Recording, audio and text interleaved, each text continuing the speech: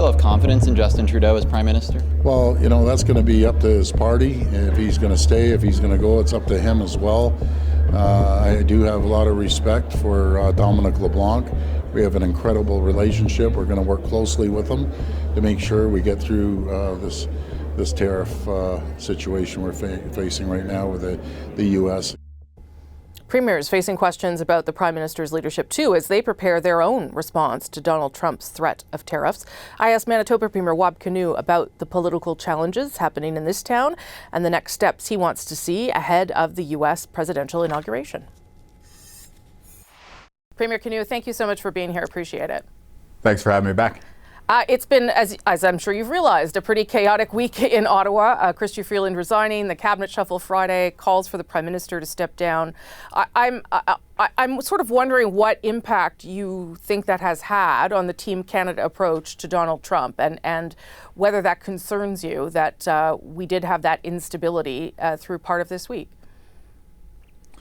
Well, we were already preparing for a period where the premiers across the provinces and territories would have a really important role.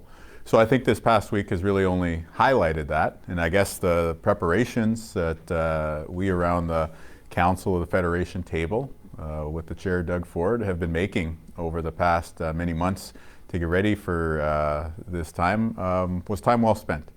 So we've been talking a lot over the past few weeks with the federal government about pushing for those increases to military spending and border investments and cracking down on drug trafficking. Mm-hmm. And I guess the message that we want to reassure Canadians with is that, of course, the federal government has an important role to play there. The fact that we have the premiers united on these topics and the premiers all working on our counterparts south of the border, whether that's in the Congress or at the state level with the governors and state level administrations, business partners, we're working for you. We're standing up for your jobs in Manitoba and across Canada. Have you had any contact with the new finance minister, who's also intergovernmental affairs minister, also the minister responsible for the border? Has Dominic LeBlanc been in contact at all? Because it does now seem as though he's the lead on this file for Ottawa. Yeah, Mr. LeBlanc and I had a chance to connect this week, just briefly.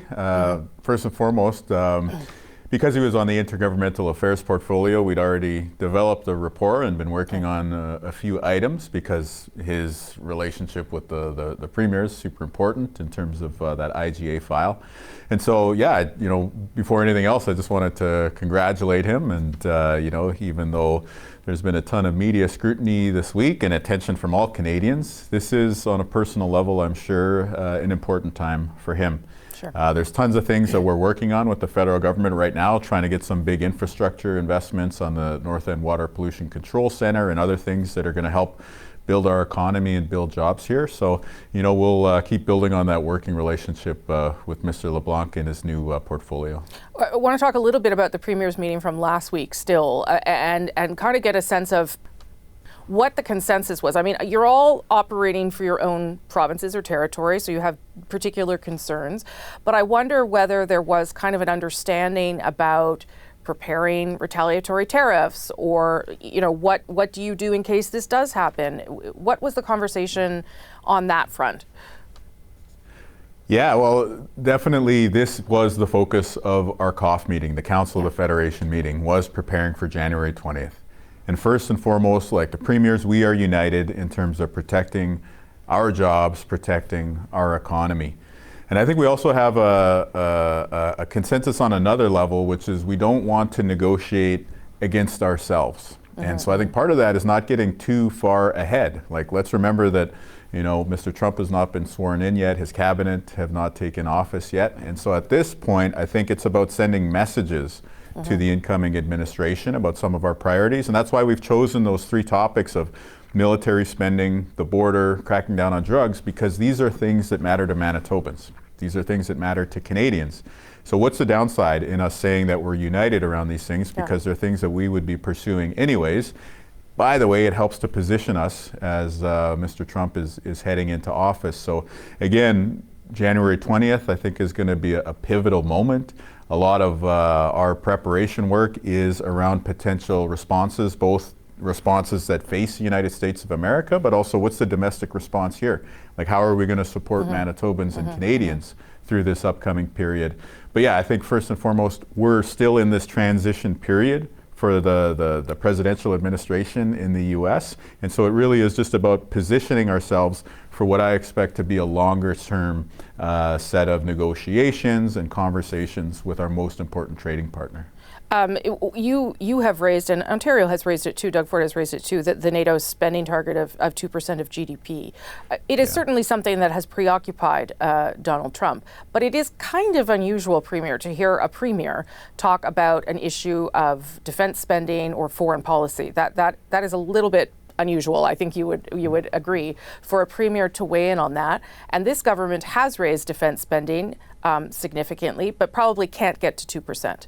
Why do you think it's your job to weigh in on that particular issue? Because it's now a trade issue. And so this target of increasing investments in the Canadian Armed Forces is about Arctic sovereignty, and it is about national security, and it is about making sure that our troops in uniform have the tools and resources to do their very important work and to do it safely. But it is also going to be something that we get hit over the head with in our conversations with the United States of America if we're not matching our commitment. And let's just remember, as Canadians, this is something we've already committed to. We are already on record as a country saying we're going to hit that 2% target. And so at this current moment where there are all these conversations about how are we going to protect jobs, how are we going to protect the trade relationship, this is something that I think is really important for us to pursue, and it will be an ongoing issue. A lot of the focus right now has been on the border, and it's been on fentanyl and drug trafficking, but I do think the issue of military spending is another one that we need to be really strong on. And let's be clear that this is something we should pursue right away. I don't think the incoming administration in the U.S. is going to be thinking about promises going out to 2032 or what have you. So we should do it right away. And part of the reason why we want to see it happen in Manitoba is it's good for our province. We have bases here that could use investments in the human resources.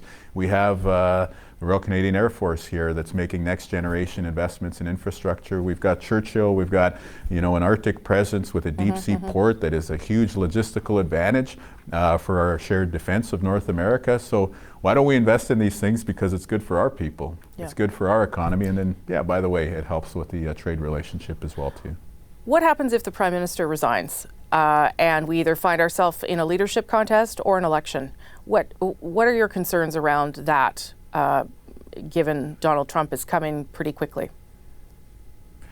Well, at the risk of being the most boring guest at the holiday dinner party, I will say I don't want to engage in the hypotheticals right now. But I do think that there's a really important, message of reassurance that we're trying to share as premiers, which is that yes, there is a Team Canada, and right now it is being led by the provinces and the territories. And when you think about the important role that governors are going to play, I think it's to our strategic advantage to have all levels of Team Canada, including the premiers, taking on a leadership role right now. Because again, Mr. Trump is coming into office. He is going to be setting the agenda both for the U.S. but also for a big part of the globe. But let's not forget that at the state level, it's going to be the governors and their administrations that run the state level economy and having those I don't disagree with you, Premier, but I do think that if we don't have a strong federal government able to engage directly with the president, we might have a problem on our hands. No? Yeah, we absolutely need the federal government to be strong and to be the leading voice in the relationship. But Canadians should feel confident that premiers are taking up the mantle of Team Canada, and we have a really important role to play. Premier Wab Kinew, nice to see you. Happy holidays. Thanks for making the time. Happy holidays to you too. Thank you. Appreciate it.